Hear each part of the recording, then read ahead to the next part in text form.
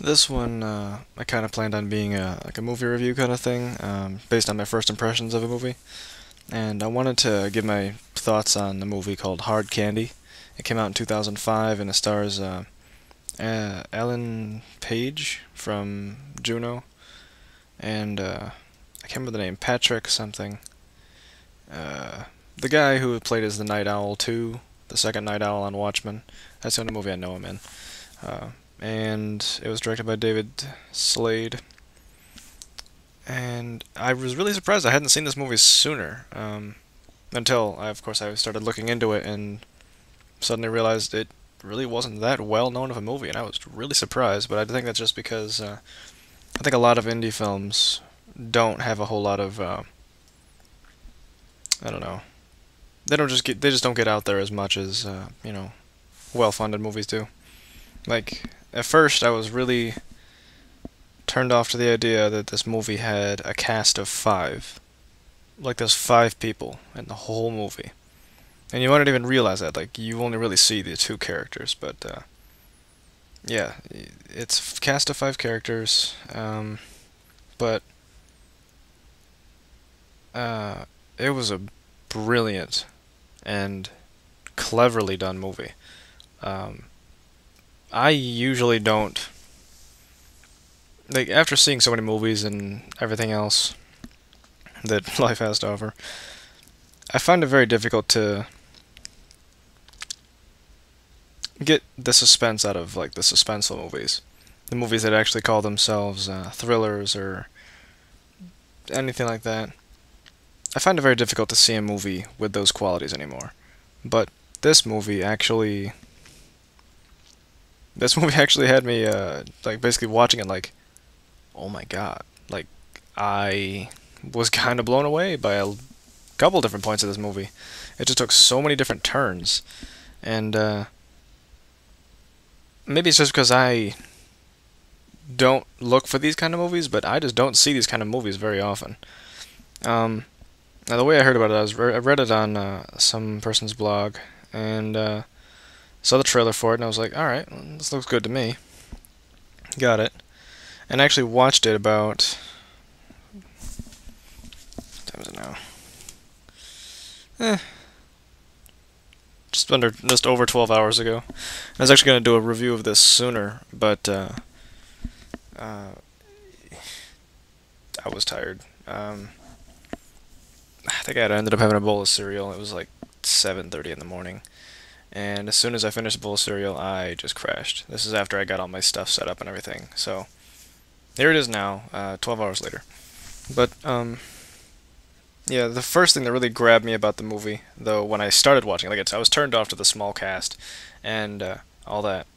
And I don't really know Ellen Page. Like, she was Juno, I guess, but I never actually got to see that movie. And apparently she was also in one of the X-Men.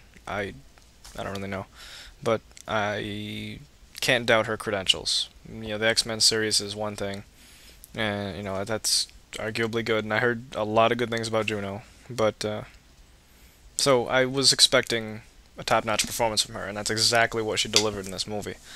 Um, so I'm definitely going to keep an eye out for any other things she's going to be coming out with in the future. And I think it was Patrick something. Can't remember his name, but the other character in the movie, the one who was Night Owl 2 in Watchmen, he was fantastic. Like, Watchmen was the only movie I recognized him from, and I was watching the movie. This came out before Watchmen, just a couple of years before.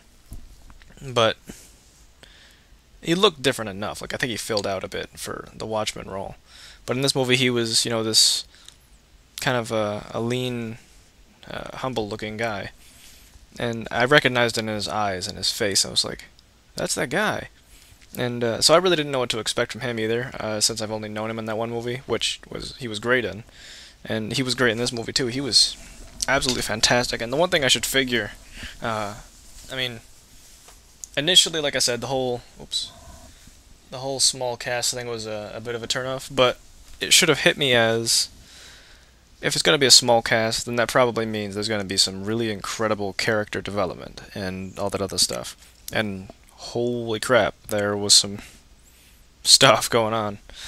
And this is another thing where I want to talk about the movie, but I don't want to give away too much because I don't know who's seen it and who hasn't. Truth be told, after I watched the movie, I ended up scouring YouTube for the next half hour or so afterward, just looking up reviews to the movie to see what other people thought. I don't think most people are like me though, so I'm gonna basically try and give my opinions on it without giving away too much. But the basic thing was, a girl and a guy met online, in the chat room and that thing, and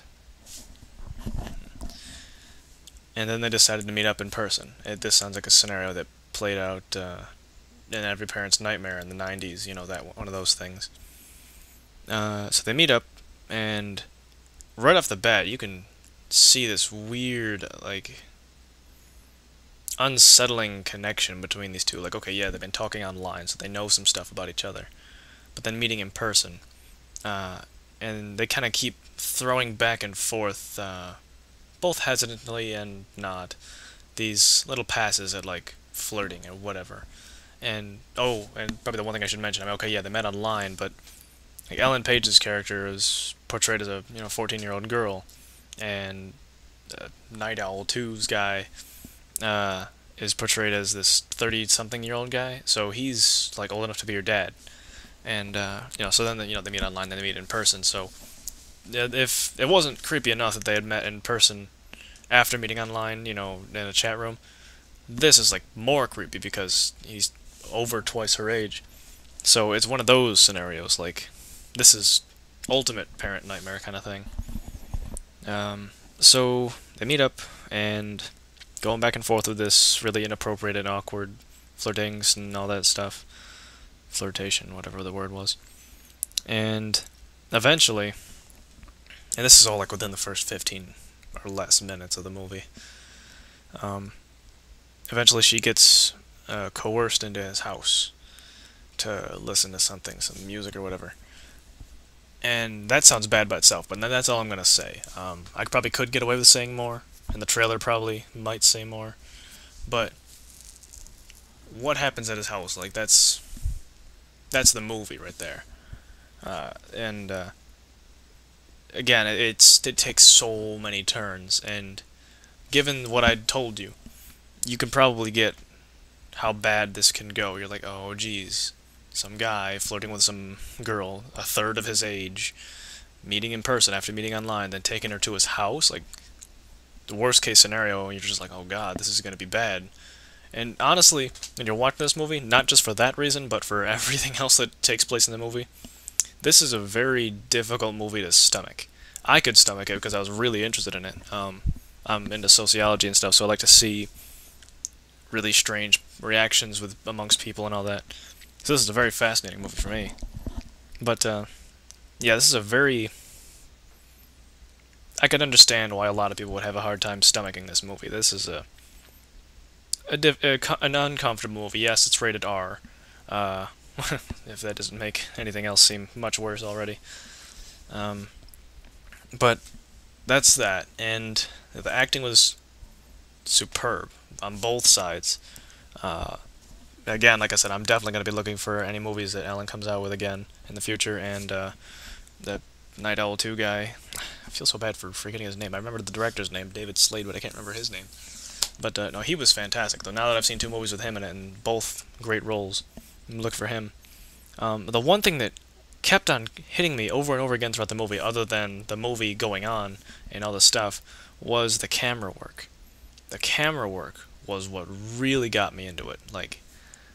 Everything was so powerful and dramatically portrayed, and the colors and then the lighting, everything was just so gripping, and you can feel everything going on, and you're like, that's why I think I was so into it. And I was just like, oh my god! And there's so many of these moments, and I'm gonna be showing the movie actually to my mom tonight because I love showing movies to her. I love sharing this kind of stuff with her, and my dad might be joining us, and I'm definitely adding this one to my library of top movies. So hopefully, maybe next movie night I end up organizing, I can try and show this movie. And so yeah, that's this one. This is my movie review for Hard Candy that came out in 2005.